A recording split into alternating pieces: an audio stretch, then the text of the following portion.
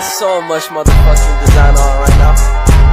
Break it down, bring it back, make it clap. I got three old thoughts, new guap, wear that dick. Bitches on my line, and you know. Halo semuanya, annyeonghaseyo yorobun. Perkenalkan, nama saya Laurentina Dwi Rahayu. Saya adalah mahasiswi dari Universitas Swadaya Gunung Jati.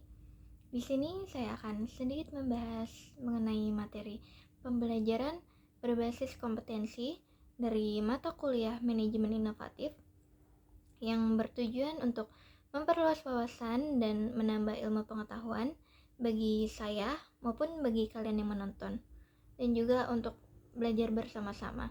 Jadi langsung saja kita ke video materinya. Pembelajaran berbasis kompetensi manajemen inovatif. Pembelajaran berbasis kompetensi adalah sistem pembelajaran yang memiliki orientasi kompetensi peserta didik, sehingga metode ukur ini adalah peningkatan kompetensi peserta didik, baik dari segi pemahaman terhadap pengetahuan, sikap implementasi, dan keterampilan. Tujuan dari penerapan sistem pembelajaran berbasis kompetensi telah diatur dalam undang-undang, yaitu pada Undang-Undang Nomor 20 Tahun 2003 Pasal 3. Isinya itu bahwa nasional pendidikan bertujuan untuk mengembangkan kemampuan dan membentuk karakter peserta didik. Kurikulum berbasis kompetensi adalah kurikulum yang ditunjukkan untuk menciptakan tamatan yang kompeten dan cerdas dalam membangun identitas budaya dan bangsanya. Lalu ada kompetensi yang dikembangkan, berupa keterampilan dan keahlian bertahan hidup dalam perubahan, pertentangan, ketidaktentuan, ketidakpastian, dan kerumitan dalam kehidupan. Lalu yang terakhir ada desain dan pengembangan sistem pembelajaran dengan seluruh komponen di dalam harus difokuskan pada tujuan pembelajaran yang berisi kompetensi. Ciri pembelajaran berbasis kompetensi. Yang pertama itu mendukung peningkatan kompetensi siswa. Dalam sistem berbasis kompetensi, proses pembelajaran lebih ditekankan pada ketercapaian kompetensi siswa, sehingga setiap metode dan cara pengajaran yang dilakukan harus dapat mendukung peningkatan kompetensi siswa, baik secara individu maupun secara klasikal. Lalu yang kedua, berorientasi pada hasil belajar dan keberagaman.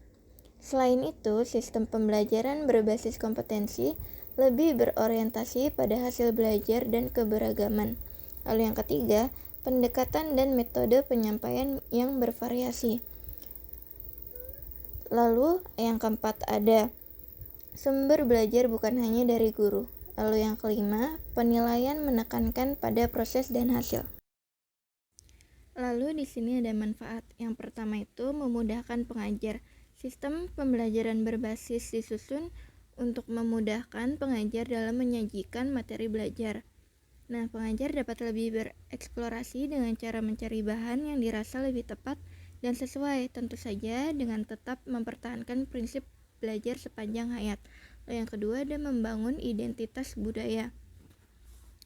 Sistem pembelajaran ini tentu saja diharapkan mampu memberikan manfaat kepada siswa sebagai peserta didik. Salah satunya adalah menghasilkan alumni yang kompeten dan cerdas, bukan hanya secara akademik, tapi juga keterampilan dan pengalaman belajar.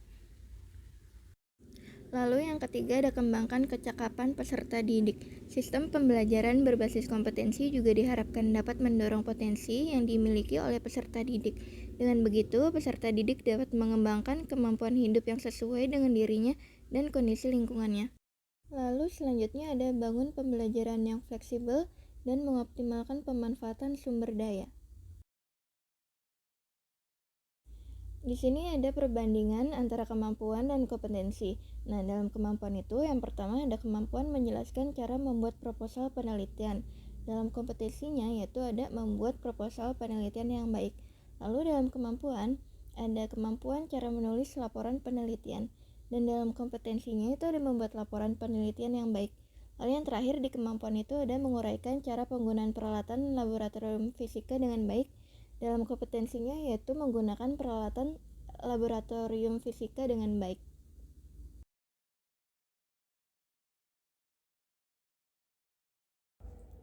Halo, bertemu lagi dengan Loren. Terima kasih yang sudah menonton videonya. Semoga videonya bermanfaat untuk kalian yang menonton. Bye-bye, sampai bertemu lagi di video selanjutnya. Make it clap. I got 3 old thoughts, new guap.